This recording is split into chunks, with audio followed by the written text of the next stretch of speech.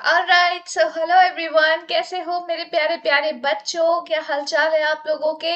स्वागत है आप सबका आपके अपने YouTube channel Sudhanshu BBS and Sonam Mohini biology पे। तो आज का जो टॉपिक है that is all important cell organelles. Again मैं आप लोगों को बता दूं कि ये सिर्फ एक छोटा सा टॉपिक वाइज वीडियो नहीं है, ये अपने आप में एक चैप्टर है। हाँ, चैप्टर का पूरा पार्ट 100% पार्ट इंक्लूडेड नहीं होगा, इसमें कुछ इंपॉर्टेंट सेल ऑर्गेनल्स होंगे। लेकिन सबसे ज्यादा क्वेश्चन अगर इस चैप्टर से नीट एग्जाम में कोई आते हैं तो इसी टॉपिक्स में से आते हैं, ये भी मैं आप लोग को बता देती हूँ। तो चलो शुरू करते हैं बिना लेट किए, बिना थोड़ा सा भी देर किए। हमारा इम्पोर्टेंट सा topic that is important cell organelles. अब इसमें से जितने भी क्वेश्चंस आएंगे ना, आपको खुद समझ में आ जाएगा कि कितना ज्यादा ये वाला लेक्चर स्पेशली आपके लिए इम्पोर्टेंट है। So let's begin the class now. सबसे पहले तो मैं साइड हो जाती हूँ। यस, चलिए शुरू करते हैं। ओके, तो सबसे पहले हम स्टार्ट करते हैं एक one of the most important cell membrane that is मतलब one of the most important cell organelle that is cell membrane से। तो देखो, आपको बहुत सारी चीजें इसके बारे में पता है। जो क्वेश्चन इसमें से पूछा जाता है यूजुअली वो है कौन सा मॉडल? कौन सा मॉडल? फॉस्फोलिपिड वाला बाई लेयर का आपका मॉडल, ठीक है। तो ये जो सिंगर एंड निकलसन का बनाया हुआ मॉडल है that comes and Nicolson. So detail structure जो होती है मेम्ब्रेन की वो स्टडी हुई थी only after the advent of the electron microscope in the 1950s। Chemical studies किए गए सेल मेम्ब्रेन पे, स्पेशली ह्यूमन के रेड ब्लड सेल के सेल मेम्ब्रेन पे, जिससे हमें बहुत सारे पॉसिबल स्ट्रक्चर्स का पता चला। नाउ ये स्टडी शो करते हैं कि सेल मेम्ब्रेन बनी है लिपिड और प्रोटीन से। ठीक है, मेजरली लिपिड्स जो होती हैं वो कौन सी तरह की लिपिड है? कॉन्जुगेटेड में फॉस्फोलिपिड है। ठीक है, और वो बाई लेयर में प्रेजेंट है, इस तरीके से दो लेयर में प्रेजेंट है, राइट। ऑल्सो लिपिड अरेंज होती है मेम्ब्रेन के अंदर with the polar head towards the outer side. Polar head जो है वो बाहर की तरफ होंगे, और और हाइड्रोफोबिक टेल जो है वो अंदर की तरफ होंगे, इस तरीके से। इस तरीके से हाइड्रोफोबिक यानी कि वो वाटर को हेट करने वाला पार्ट है, ठीक है, वो इनर पार्ट में रहेगा। नाउ ये जो नॉन पोलर टेल है सैचुरेटेड हाइड्रोकार्बन्स के, वो प्रोटेक्टेड रहते हैं एक्वस एनवायरनमेंट से। ठीक है, उसका वाटर से कोई लेना देना नहीं। Additionally phospholipid in addition to phospholipid membranes are also contain cholesterol। तो इन membranes में फॉस्फोलिपिड के साथ साथ कोलेस्टेरॉल भी प्रेजेंट है। क्या प्रेजेंट है? कोलेस्ट्रॉल। तो आगे चल के बायोकेमिकल इन्वेस्टिगेशन में क्लियरली रिवील हुआ that cell membrane also possess protein and carbohydrate. ना सिर्फ लिपिड की बाई लेयर है, लिपिड तो बाई लेयर में प्रेजेंट है, दो लेयर में प्रेजेंट है, लेकिन इसके अलावा प्रोटीन भी प्रेजेंट होती है और कार्बोहाइड्रेट भी प्रेजेंट होते हैं बच्चों, बहुत इंपॉर्टेंट। नाउ रेशियो जो प्रोटीन और लिपिड का होगा वो वेरी करेगा अलग अलग सेल के टाइप में, लेकिन अगर हम स्पेसिफिकली बात करें रेड ब्लड सेल की तो उसमें 52% प्रोटीन और 40% लिपिड्स होते हैं, और जितना बचा हुआ है वो कार्बोहाइड्रेट्स, कोलेस्ट्रॉल और अदर पार्ट्स होंगे, ठीक है। नाउ एक्सट्रैक्शन के ईज के ऊपर डिपेंड करता है कि मेम्ब्रेन प्रोटीन को कैसे क्लासिफाई किया जाएगा। तो मेम्ब्रेन प्रोटीन क्लासिफाई होती है इंटीग्रल और पेरिफेरल में। इंटीग्रल का मतलब होता है जो अंदर की तरफ धसे हुए हैं, जैसे कि इस तरीके से ऐसे, और पेरिफेरल का मतलब होता है जो कि पेरिफेरी यानी कि किनारे किनारे प्रेजेंट हो। पेरिफेरी यानी कि किनारे किनारे प्रेजेंट हो। Peripheral protein lie on the surface of membrane, और इंटीग्रल प्रोटीन जो है वो पार्शियली या टोटली बरीड होती है मेम्ब्रेन के नीचे, ठीक है, अंदर की तरफ। अब इसको जब आप देखोगे ध्यान से तो बहुत अच्छी तरीके से समझ में आएगा। मैं आपको अच्छे से इसको एक्सप्लेन करती हूँ। देखो, ये देखो, ये लिपिड के पोलर हेड हो गए, ये लिपिड के पोलर हेड हो गए, ये टेल हो गया, ये टेल हो गया, कैसा टेल है ये, हाइड्रोफोबिक टेल है, ठीक है। ये जो रेड पार्ट आप देख रहे हो, ये जो रेड पार्ट आप देख रहे हो, यहां से लेके ये पूरा पूरा रेड पार्ट, ये पूरा अंदर धसा हुआ प्रोटीन है, ये पूरा अंदर धसा हुआ प्रोटीन है, इसी को हम इंटीग्रल प्रोटीन बोलेंगे, इसी को हम इंटीग्रल प्रोटीन बोलेंगे, ठीक है। और जो किनारे किनारे ये वाला पार्ट आपको दिख रहा है, ये वाला पार्ट जो आपको दिख रहा है, this is known as peripheral protein. Carbohydrate present होती है शुगर के फॉर्म में, ठीक है। ये हो गया फॉस्फोलिपिड का bilayer and everything in between, बीच बीच में कहीं कहीं पे कोलेस्ट्रॉल भी आपको दिख रहा होगा, ठीक है। That is a kind of conjugated lipid. तो ये है बच्चों fluid mosaic model of plasma membrane, ठीक है। किसने दिया था इसे, सिंगर एंड निकलसन ने, ठीक है। इंप्रूव्ड मॉडल है सेल मेम्ब्रेन का, also known as fluid mosaic model. अब इसका मतलब है क्वासी फ्लूइड नेचर जो होता है, लिपिड जो होती है वो सॉलिड स्टेट में नहीं पाई जाती और कंप्लीटली लिक्विड स्टेट में भी नहीं पाई जाती, वो क्वासी फ्लूइड नेचर में पाई जाती है, जिससे प्रोटीन भी आसानी से लेटरली मूव कर सके with in the overall bilayer. इससे क्या होगा, जो वो मूव कर रहा है ना विद इन द मेम्ब्रेन, इससे उसकी फ्लूइडिटी का पता चलता है कि उसका कितना गाढ़ापन है, वो फ्लूइड कितना ज्यादा क्या कहते हैं डेंसिटी में कितना ज्यादा रिच है, ठीक है। नाउ फ्लूइड नेचर जो मेम्ब्रेन का है, it is also important from the point of view of function, जैसे कि अब इससे सेल ग्रोथ का भी पता चलता है, इंटरसेलुलर जंक्शंस के फॉर्मेशन का पता चलता है, सिक्रीशन हो रही है, एंडोसाइटोसिस है, सेल डिवीजन एटसेट्रा है, ठीक है। जो फ्लूइड नेचर है मेम्ब्रेन का is also important from the point of view function. ये तो हो गया ना हमारा, ओके ठीक है। One of the most important functions of plasma membrane is transport of molecules across it. Plasma membrane जो है बच्चों, वो कैसा होता है, सबको पता है, इट इज सेलेक्टिवली परमिएबल। कुछ सेलेक्टिव सब्सटेंस को ही वो अलाउ करता है टू एंटर इनसाइड और टू गो आउटसाइड, तो वहां पे ये ट्रांसपोर्ट ऑफ मॉलिक्यूल का काम करेगा, ठीक है। It is selectively permeable to सब molecule present on either side of it. बहुत सारे मॉलिक्यूल्स हैं जो briefly across the membrane move कर रहे हैं बिना एनर्जी के रिक्वायरमेंट के, तो उसको हम क्या कहेंगे, पैसिव ट्रांसपोर्ट कहेंगे, ठीक है। जो भी सब्सटेंस बिना किसी एनर्जी, बिना खर्चा पानी दिए आसानी से बॉर्डर पार कर सकता है, उस तरीके के ट्रांसपोर्टेशन को हम पैसिव ट्रांसपोर्टेशन कहेंगे, ठीक है। न्यूट्रल सॉल्यूट में move across the membrane by the process of simple diffusion along the concentration gradient, यानी हायर कॉन्सेंट्रेशन से लोअर की तरफ जो है वो न्यूट्रल सॉल्यूट आसानी से जा सकते हैं, पैसिवली जा सकते हैं, सिंपल डिफ्यूजन करके जा सकते हैं, from high concentration to low concentration, इसी को कहा जाता है along the gradient. High to low concentration, इसी को कहा जाता है अलोंग द ग्रेडियंट, ठीक है। Now movement of water bye diffusion, इसे ऑस्मोसिस बोला जाता है। अब आपको पता होगा, अभी थोड़ी देर पहले ही आपने पढ़ा है कि लिपिड जो है वो बाइलेयर है, उसका एक पोलर हेड है लेकिन एक हाइड्रोफोबिक टेल है। तो पोलर मॉलिक्यूल जो है वो नॉन पोलर लिपिड के बाइलेयर के थ्रू नहीं जा सकता, उसको साथ में कैरियर प्रोटीन की जरूरत पड़ेगी, ताकि वो कैरियर प्रोटीन के साथ उसका हाथ पकड़े पकड़े फैसिलिटेट कर सके ट्रांसपोर्ट अक्रॉस द मेम्ब्रेन, ठीक है ना। फ्यू आयंस और मॉलिक्यूल्स जो ट्रांसपोर्ट होते हैं across the membrane against concentration gradient, यानी कि लोअर से हायर कॉन्सेंट्रेशन के तरफ, ठीक है। कुछ ऐसे आयंस और मॉलिक्यूल्स भी होते हैं जो अगेंस्ट कॉन्सेंट्रेशन ग्रेडियंट भी मूवमेंट करते हैं। ऐसे जो ट्रांसपोर्ट होती है उसमें एनर्जी लगता है, एनर्जी डिपेंडेंट प्रोसेस है, और इसीलिए एटीपी यूटिलाइज किया जाता है, that is why we call it as active transport. जैसे कि सोडियम पोटेशियम पंप हो गया, वहां पे अगेंस्ट कॉन्सेंट्रेशन ग्रेडियंट में के मूवमेंट हो रहा है आयंस का, ठीक है, इस वजह से एटीपी लग रही है। फिर आ जाते हैं बच्चों हम लोग सेल वॉल में। सेल वॉल आपको पता है, सेल वॉल किस में पाई जाती है, प्लांट्स में पाई जाती है। ठीक है, ये एक तरह का रिजिड स्ट्रक्चर होता है। ठीक है, ये आउटर कवरिंग होता है for the plasma membrane of fungi and plants. Fungi में जो सेल वॉल है उसको काइटिन बोला जाता है, मतलब वो काइटिन से बना होता है, काइटिन बोला नहीं जाता। वो किस चीज का बना है? काइटिन का बना है। जब अभी हम लोग बायोमैक्रोमोलिक्यूल वाला पार्ट पढ़ेंगे ना, तब उसमें मैं बताऊंगी।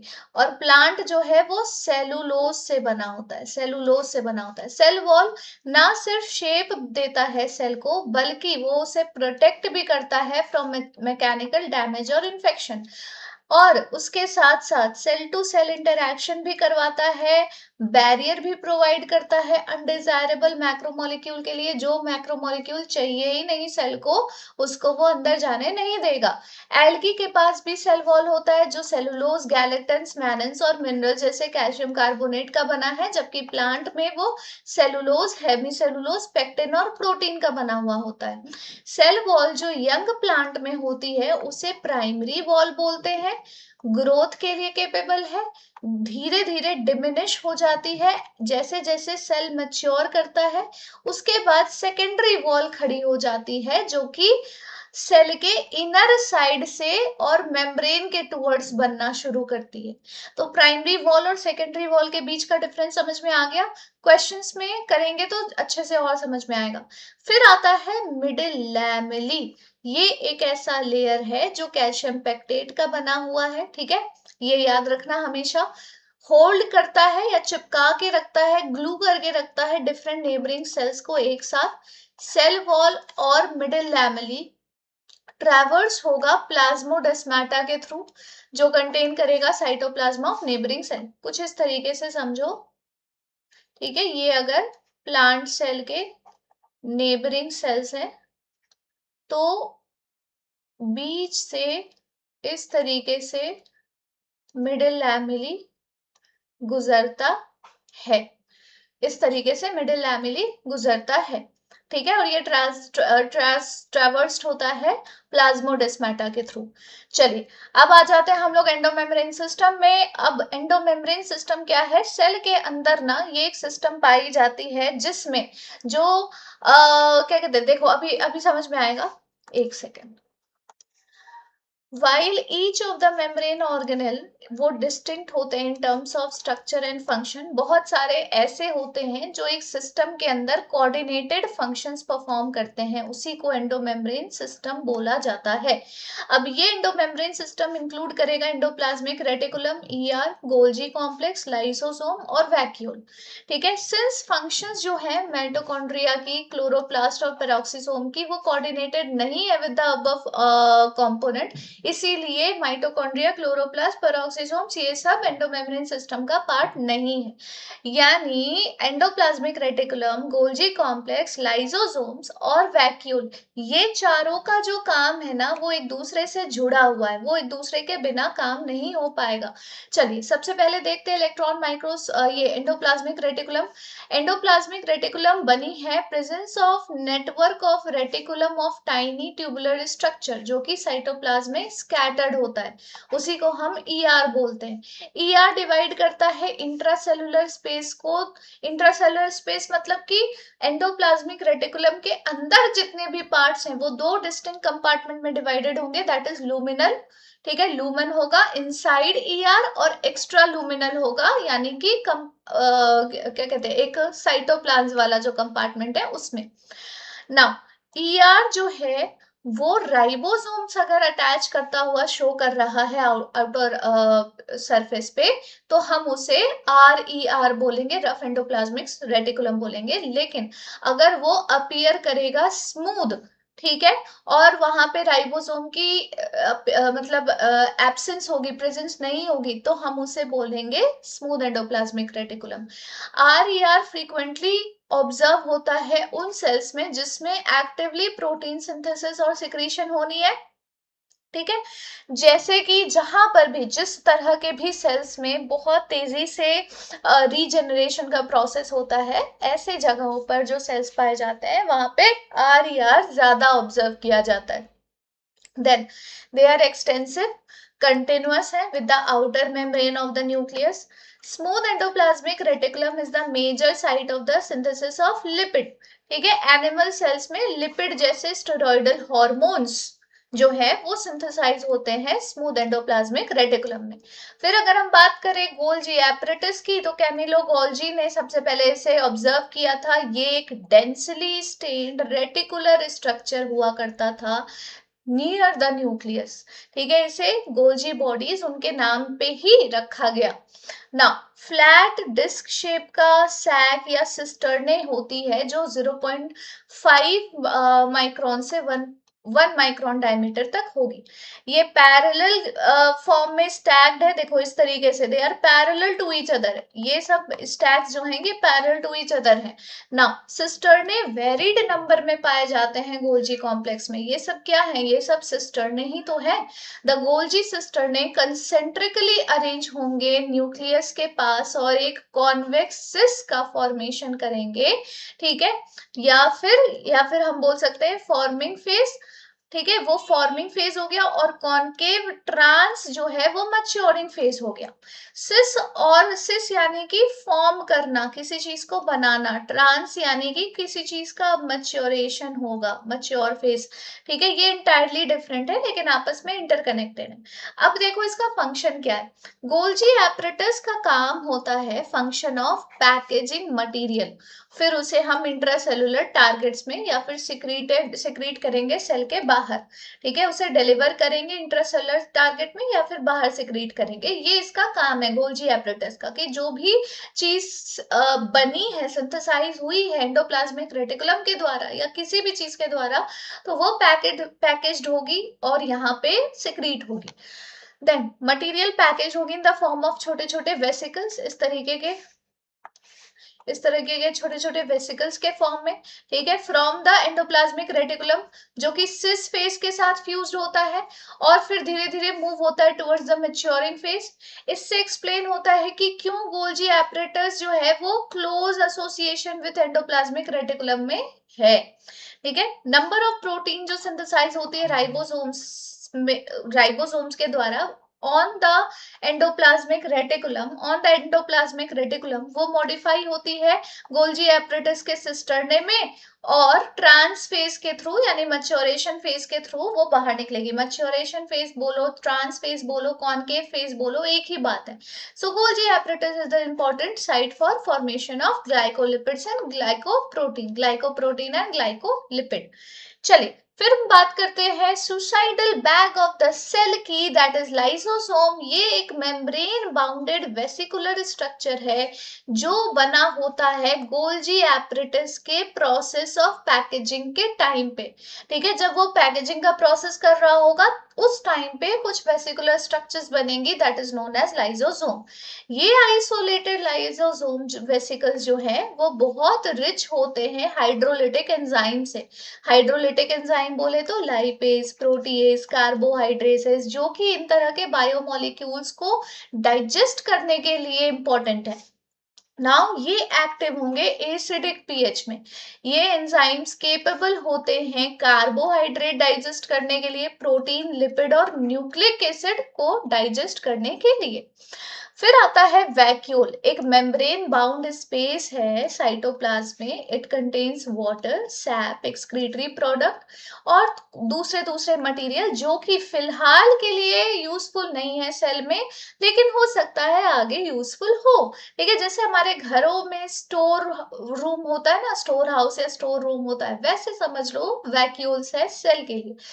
प्लांट सेल के लिए स्पेशली, एनिमल सेल में भी पाए जाते हैं। सो वैक्यूल बाउंडेड होता है एक सिंगल मेम्ब्रेन से। इस मेम्ब्रेन का नाम होता है टोनोप्लास्ट। ये लगभग 90% ऑफ द टोटल वॉल्यूम एक सेल का कवर कर लेता है, कंसिस्ट कर लेता है। प्लांट में टोनोप्लास्ट का काम है बहुत सारे नंबर ऑफ आयंस का ट्रांसपोर्टेशन करना, कुछ मटेरियल का ट्रांसपोर्टेशन करना अगेंस्ट कॉन्सेंट्रेशन ग्रेडियंट, यानी कि लोअर से हायर कॉन्सेंट्रेशन की तरफ।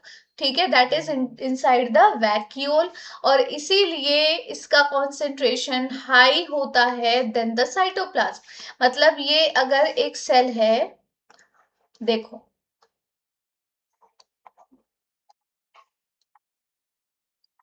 ठीक है, ये अगर एक सेल है प्लांट का और ये वैक्यूल है, तो इसके साइटोप्लाज्म का कॉन्सेंट्रेशन वैक्यूल के कॉन्सेंट्रेशन से कम होगा। समझ में आ रही है बात? अमीबा में कॉन्ट्रेक्टाइल वैक्यूल इंपॉर्टेंट होते हैं ऑस्मो रेगुलेशन और एक्सक्रीशन करने के लिए। बहुत सारे सेल जैसे कि प्रोटिस्ट में फूड वैक्यूल इनगल्फ करने के लिए, फूड को इनगल्फ करने के लिए बनते हैं, इसीलिए वो टेम्परेरी वैक्यूल्स के नाम से भी जाने जाते हैं। फिर आ जाते हैं हम लोग माइटोकॉन्ड्रिया में। माइटोकॉन्ड्रिया जो है उसे स्टेन करना पड़ेगा, जब तक आप स्टेन नहीं करोगे तब तक ये दिखेगा नहीं, ठीक है, आसानी से नहीं दिखेगा। तो कितने माइटोकॉन्ड्रिया हर सेल में पाए जाते हैं, वो डिपेंड करता है कि उस सेल में कितनी फिजियोलॉजिकल एक्टिविटी हो रही है। शेप और साइज के मामले में कुछ कंसिडरेबल डिग्री ऑफ वेरिएबिलिटी हमें देखने को मिलती है, मतलब वो अलग अलग शेप एंड साइज में पाए जा सकते हैं, जैसे कि कभी कभी वो 0.2 से 1 माइक्रोन तक भी पाए जा सकते हैं। लेंथ जो है वो 1 से 4.1 माइक्रोन तक वेरी करता है। हर माइटोकॉन्ड्रियन जो है एक डबल मेम्ब्रेन का बाउंड स्ट्रक्चर है, जिसमें आउटर मेम्ब्रेन और इनर मेम्ब्रेन बीच में एक एक स्पेस को डीलिमिट करती है, ठीक है, डिवाइड करती है लूमेन को दो एक्वस कंपार्टमेंट में, ठीक है, एक आउटर कंपार्टमेंट और एक inner compartment. Inner compartment dense homogeneous substance से भरी हुई है, जिसे मैट्रिक्स बोला जाता है। आउटर कंपार्टमेंट बनती है continuous limiting boundary of organelle, ठीक है। इनर मेम्ब्रेन बनती है नंबर ऑफ इनफोल्डिंग से, जिसको क्रिस्टे बोला जाता है। देखो ध्यान से, ये अगर एक माइटोकॉन्ड्रिया है तो इस तरीके से,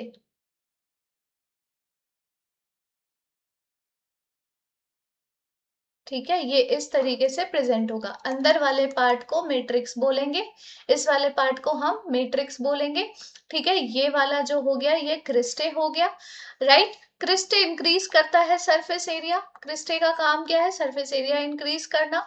जो दो मेम्ब्रेन्स हैं उनका खुद का एंजाइम होता है जो माइटोकॉन्ड्रिया के फंक्शंस को क्या कहते हैं, रेगुलेट करता है।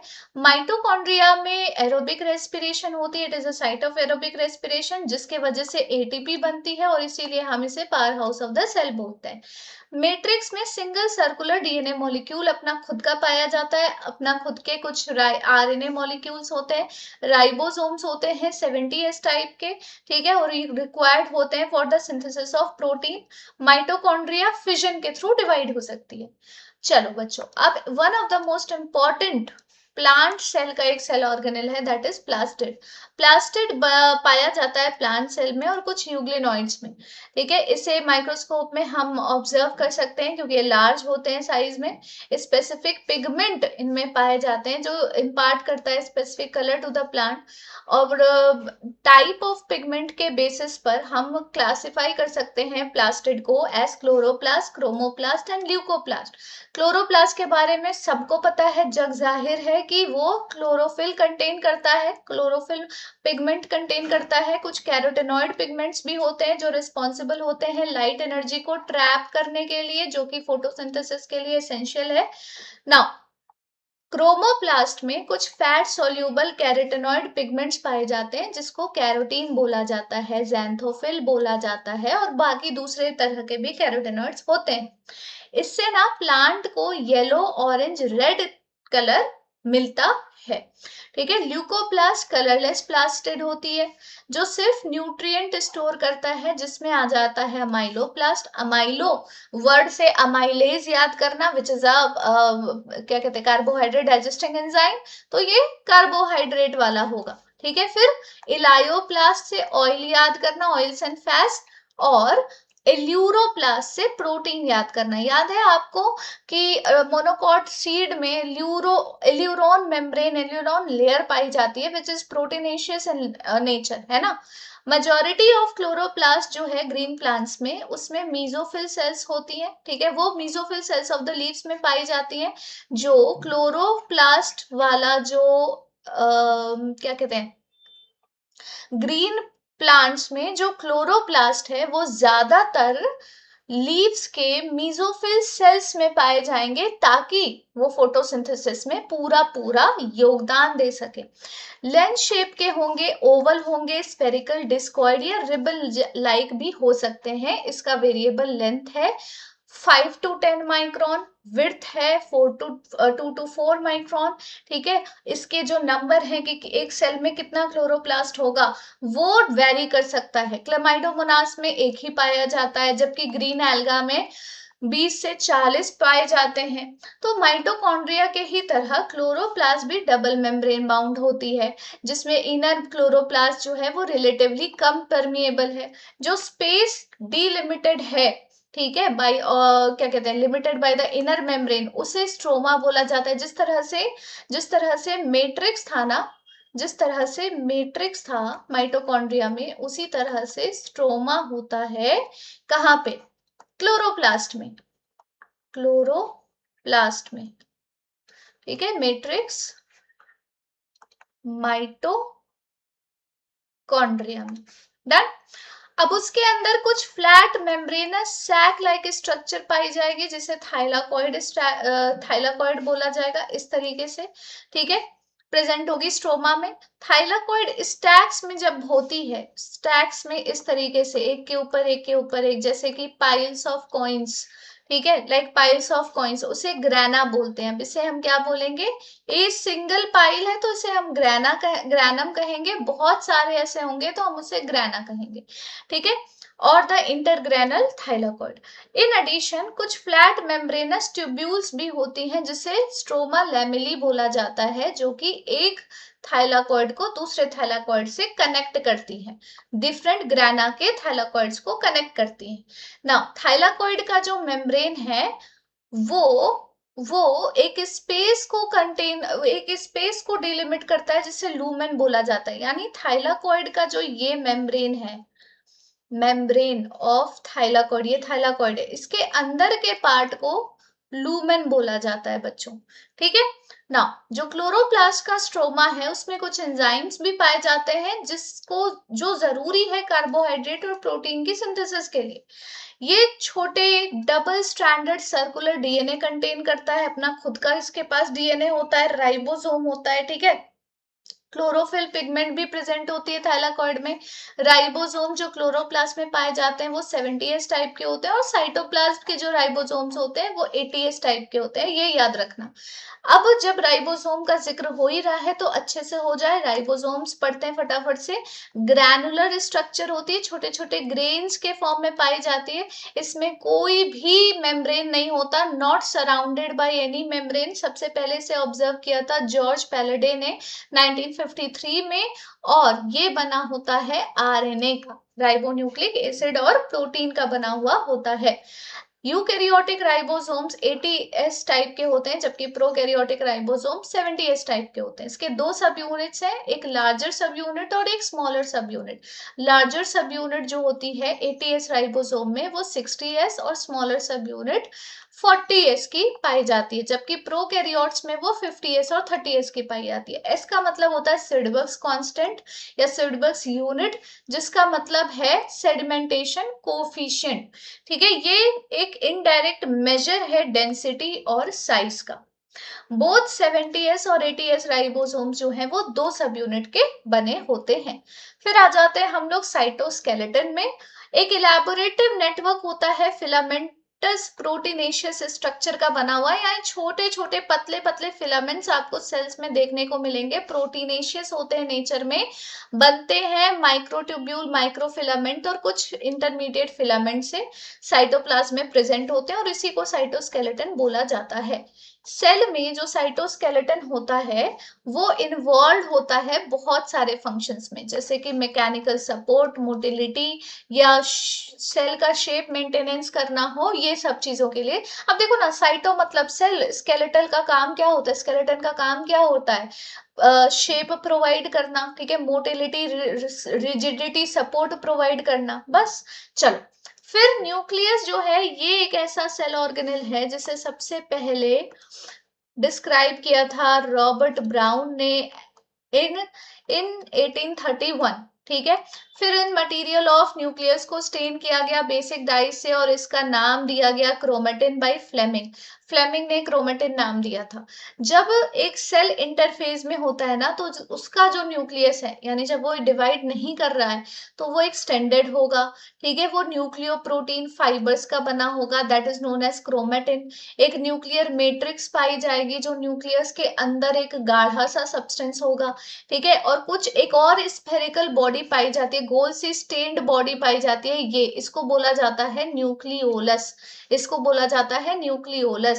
इलेक्ट्रॉन माइक्रोस्कोपी ने रिवील किया है दैट जो न्यूक्लियर एनवेलप है, जो दो पैरेलल मेम्ब्रेन कंसिस्ट करती है विद द स्पेस बिटवीन, उसे पेरी न्यूक्लियर स्पेस बोला जाता है। यानी कि दो स्पेस हो, मतलब जो ये न्यूक्लियर मेम्ब्रेन है ना, ये दो दो मेम्ब्रेन की बनी है, और इन दो मेम्ब्रेन के बीच में जो स्पेस है उसे बोला जाता है पेरी न्यूक्लियर स्पेस, जो कि 10 से 50 नैनोमीटर का होता है। ये बैरियर होता है between material present inside the nucleus और साइटोप्लाज्म। तो साइटोप्लाज्म और न्यूक्लियस के अंदर के मटेरियल को मतलब पूरी तरीके से डिवाइड करने के लिए या फिर उसे सेपरेट करने के लिए जो बैरियर है, वो है ये बैरियर। जो आउटर मेम्ब्रेन है वो यूजुअली कंटिन्यूअस होता है एंडोप्लाज्मिक रेटिकुलम से, और उसमें राइबोसोम्स भी अटैच होते हैं। At a number of places जो न्यूक्लियर एनवेलप है वो इंटरप्टेड होती हैं छोटे छोटे माइन्यूट पोर से।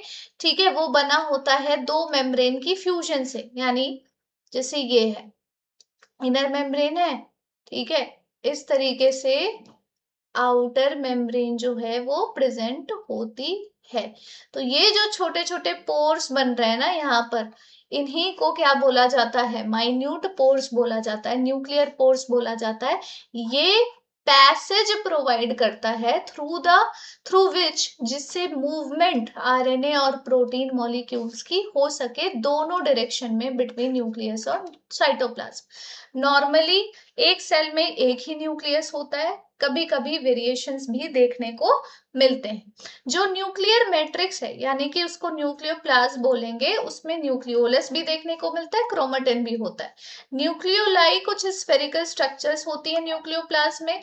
जो न्यूक्लियोलस का जो कंटेंट है वो कंटिन्यूअस रहता है रेस्ट ऑफ द न्यूक्लियोप्लाज्म के साथ, क्योंकि ये मेम्ब्रेन बाउंड स्ट्रक्चर नहीं होती, न्यूक्लियोप्लाज्म के चारों तरफ मेम्ब्रेन नहीं होता। यहाँ पे एक्टिव राइबोसोमल आरएनए सिंथेसिस होती है, यानी कि न्यूक्लियोलस में आरआरएनए का सिंथेसिस होता है। ठीक है, चल उसके बाद हम आ जाते हैं इंटरफेस न्यूक्लियस में कुछ लूज और डिस्टिंक्ट न्यूक्लियो प्रोटीन फाइबर्स हैं, जिसको क्रोमेटिन बोला जाता है। सेल डिवीजन के अलग अलग स्टेज में सेल्स जो हैं वो क्रोमोसोम शो करते हैं, ठीक है, in the place of nucleus. Chromatin DNA contain करते हैं, और कुछ बेसिक प्रोटीन जिसको हिस्टोन बोला जाता है, कुछ नॉन हिस्टोन प्रोटीन्स भी पाए जाते हैं। ठीक है, आरएनए भी पाया जाता है। एक सिंगल ह्यूमन सेल में अप्रोक्सीमेटली 2 मीटर लंबा थ्रेड होता है डीएनए का, जो डिस्ट्रीब्यूटेड होता है 46 पे, मतलब 23 पेयर्स ऑफ क्रोमोसोम्स में। अब इसके बारे में हम लोगों ने वैसे भी पढ़ा हुआ है। ठीक है, एवरी क्रोमोसोम जो कि डिवाइडिंग सेल्स में विजिबल है, उसमें एक प्राइमरी कंस्ट्रिक्शन होता है बच्चों, यानी कहीं पे कंस्ट्रिक्टेड होता है, उसी को सेंट्रोमियर बोलते हैं। ठीक है, on the sides of which, अब इसके दोनों साइड्स में क्या प्रेजेंट होते हैं, काइनेटोकोर प्रेजेंट होते हैं। इन दोनों, इसके दोनों साइड में काइनेटोकोर प्रेजेंट होते हैं। ये वही जगह है जहां पर क्या होगा, सेंट्रोमियर होल्ड करेगा दो क्रोमेटिड ऑफ अ क्रोमोसोम को। ठीक है, based on position of centromere, chromosome को हम चार अलग अलग तरीके में क्लासिफाई कर सकते हैं। सबसे पहले मेटासेंट्रिक, जब क्रोमोसोम के बीचों बीच वो सेंट्रोमियर प्रेजेंट होता है तब। सब मेटासेंट्रिक, जिसमें मिडिल से थोड़ा एक तरफा सा, हल्का सा एक तरफा सा आपको लगेगा, दैट इज सब मेटासेंट्रिक। फिर आ जाता है एक्रोसेंट्रिक। एक्रोसेंट्रिक अपने एंड के बहुत क्लोज दिखता है। फिर आता है टीलोसेंट्रिक, जिसमें एक लॉन्ग आर्म होती है और एक टर्मिनल सेंट्रोमियर होता है। ठीक है, टर्मिनल सेंट्रोमियर मतलब बिल्कुल एक लास्ट में सेंट्रोमियर पाया जाएगा। ये देखो, ये हो गया तुम्हारा एक्रोसेंट्रिक, ये हो गया टीलोसेंट्रिक, ये सब मेटासेंट्रिक और ये मेटासेंट्रिक। उसके अलावा बच्चों एक सेकेंडरी कंस्ट्रिक्शन भी होती है इस तरीके से, नॉन स्टेन, देखो यहाँ लिखा हुआ है, कभी कभी कुछ क्रोमोसोम्स में नॉन स्टेनिंग सेकेंडरी कंस्ट्रिक्शन भी पाई जाती है कांस्टेंट लोकेशन में। ये छोटे छोटे फ्रैगमेंट यानी कि सैटेलाइट को अपीयर करवाती है एक क्रोमोसोम के अंदर।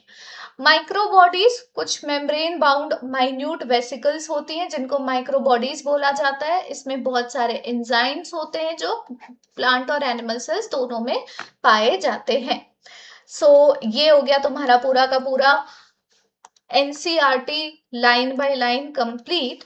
अब हम करेंगे कुछ क्वेश्चंस। तो सबसे पहले देखो बच्चों कि इसमें से कौन सा साइट है एक्टिव राइबोसोमल आरएनए सिंथेसिस का। आरएनए की सिंथेसिस कहाँ होती है? न्यूक्लियोलस में, क्रोमेटिन में, सेंट्रोसोम में या काइनेटोकोर में? बेटा काइनेटोकोर कुछ नहीं, एक डिस्क शेप का स्ट्रक्चर है, ठीक है। सेंट्रोमियर कुछ नहीं, ये एक तरह का प्राइमरी कंस्ट्रिक्शन है। क्या है ये? प्राइमरी कंस्ट्रिक्शन है। क्रोमेटिन क्या है? क्रोमेटिन क्या है? न्यूक्लियो प्रोटीन फाइबर्स होती हैं ये, न्यूक्लियो प्रोटीन फाइबर्स होती है। तो आंसर हो जाएगा आपका न्यूक्लियोलस। यहाँ पर एक्टिव राइबोसोमल आरएनए की सिंथेसिस होगी। Now non membrane bound cell organelle जो दोनों प्रोकैरियोटिक और यूकैरियोटिक सेल में पाया जाता है वो कौन सा है जिसमें कोई कोई मेम्ब्रेन बाउंड नहीं है, मेम्ब्रेन बाउंडेड नहीं है? वो सेंट्रोसोम में नहीं, राइबोसोम में जी हाँ, लाइसोसोम में भी मेम्ब्रेन होती है, माइटोकॉन्ड्रिया में डबल मेम्ब्रेन होती है, सेंट्रोसोम में मेम्ब्रेन नहीं होती, लेकिन ये सिर्फ एनिमल सेल में पाई जाती है, प्लांट सेल में नहीं पाई जाती, इसीलिए ribosome will be the right answer.